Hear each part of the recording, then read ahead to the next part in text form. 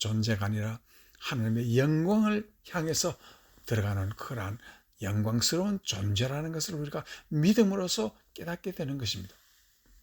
그래서 비록 하나님은 인생을 돌아보고 싶지 않아도 그리스도의 보혈의 공로를 보시고 인간을 사랑하시기로 마음먹는 것입니다. 그리고 믿음으로 하나님의 은혜를 베푸시고 계십니다. 이 축복이 바로 하나님의 영광입니다. 이제 여러분은 하나님의 영광의 자녀가 되는 큰 축복을 받는 여러분이 되시기를 주의 이름으로 축원합니다. 두 번째로, 하나님의 영광은 믿는 자가 받는 말씀이라는 그런 뜻입니다. 요한복음 1장 14절 말씀을 보면은, 말씀이 육신이 되어 우리 가운데 거하심에 우리가 그의 영광을 보니 아버지의 독생자의 영광이요 은혜와 진리가 충만하더라.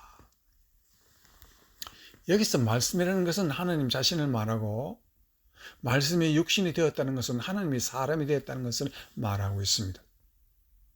그런데 하나님은 자기의 영광을 독생자에게 주시어 은혜와 진리로 드러나게 하셨다. 그러면 그 영광이라는 것은 바로 무엇이 영광입니까? 영광의 뜻이 무엇입니까? 하나님은 독생자들을 우리에게 주셨다는 말은 우리에게 말씀을 주셨다는 뜻입니다. 즉 말씀이 우리가 상상을 못할 영광이라는 그런 뜻이 되는 것입니다. 이는 그의 죽음과 부활 승천이 복음의 핵심이 되고 있습니다. 그래서 요한복음 7장 39절 말씀에 보면, 이는 그를 믿는 자들이 받을 성령을 가리켜 말씀하신 것이라. 그리고 괄호 안에 예수께서 아직 영광을 받지 아니하셨으므로 성령이 아직 그들에게 계시지 아니하시더라 라고 말을 하고 있습니다.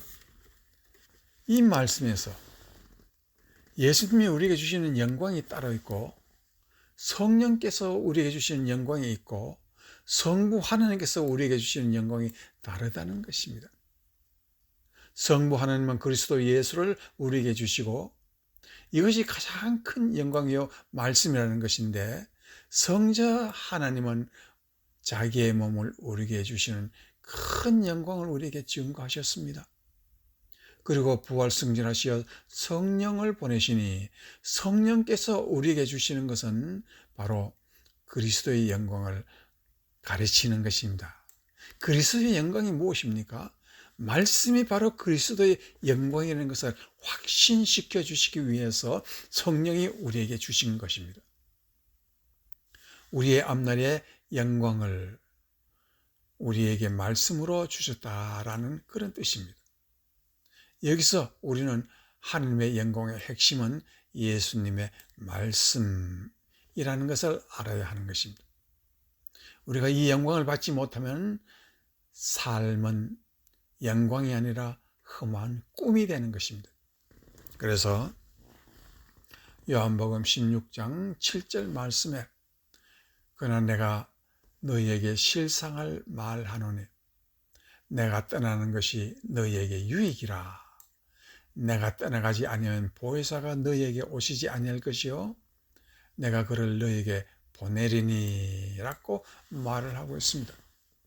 예수님의 진심, 예수님의 실상은 무엇입니까? 그가 떠나는 것은 자기의 영광을 버리는 것이 아니라 그 영광을 우리에게 주시어 믿음으로 그 영광에 들어가게 하는 것입니다. 그것이 바로 우리가 말씀 속으로 들어가는 것입니다. 그 영광이 있기에 교회는 믿는 자의 모든 허물을 벗고 슬픔을 벗고 삶의 뼈저린 고통도 벗고 그리스도로 옷 입는 영광을 얻는 것입니다. 믿음은 갈수록 우리로 하여금 영광스럽게 합니다. 다니엘의 영광은 하나님을 영광스럽게 하기 위해서 3번 기도하고, 그 기도하는 모습이 믿지 않는 사람에게 질투가 나서 그를 사자굴에 집어 던졌습니다. 그는 하나님의 영광을 받아 사자가 아침까지 다니엘을 보호하고 있었습니다.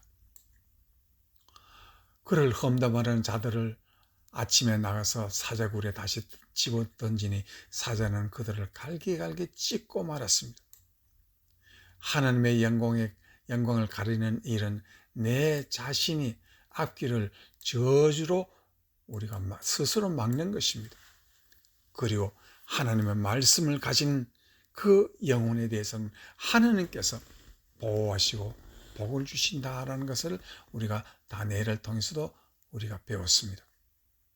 그런데 시편 119편 115절 상당히 긴 구절입니다. 여기서 보면 다음과 같은 짧은 말씀이 있습니다.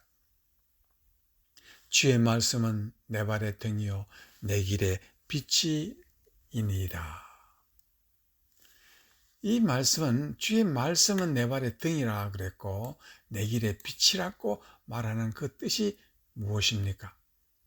바로 하나님의 영광은 말씀이 되고 그것이 등불이 되고 빛이 되어 우리에게 인도하신다라는 그런 말씀입니다. 그러므로 말씀을 가진 자는 하나님의 영광을 얻은 것입니다.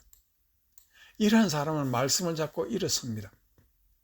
절망과 고난의 골짜기에서 말씀의 지팡이를 잡고 일어서면 하나님은 그러한 사람을 통해서 영광을 보여주십니다. 서구의 흑사병은 1347년부터 1351년까지 짧은 기간에 발생했지만 그때 약 2500만 명의 사람들이 죽고 또한 5천만 명 사이의 사람들이 사망했다고 말을 하고 있습니다. 서구 유럽이 흑사병으로 절망할 때 하나님은 종교개혁을 통해서 말씀을 주셨습니다.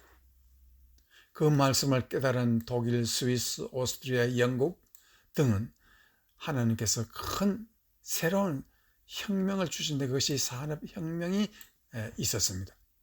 그 이후에 유럽은 말씀을 잡고 일어나기 시작했습니다.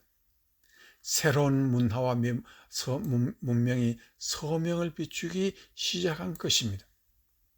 그러기에 말씀이 전해지는 곳마다 사람의 삶이 터전을 잡고 가난을 이기고 슬픔을 이기고 새로운 인류의 영광이 열리기 시작하는 것입니다. 대한민국이 역사적으로 가난하였습니다. 그러나 그 가난에서 벗어나기 시작한 것은 이국에서부터 내려온 복음 전도자들이 남한의 성령의 불을 지피고 말씀의 영광을 비추니 대한민국도 서서히 살아나기 시작하는 것입니다. 하나님은 사람의 영혼에 말씀으로 영광을 비추고 깨달은 백성에게 말씀의 지팡이를 짚고 일어서게 하시는 것입니다. 무엇이 사람의 영광입니까? 학벌입니까? 직장입니까? 세상에서 인정받는 것입니까? 이것도 필요합니다. 그러나 인간의 참된 영광은 말씀 받는 것입니다. 예수님도 말씀을 받은 자들을 신이라 하셨습니다. 그러니 인간으로서의 최고의 영광과 복이라는 것이 바로 말씀 속에 있다는 것입니다.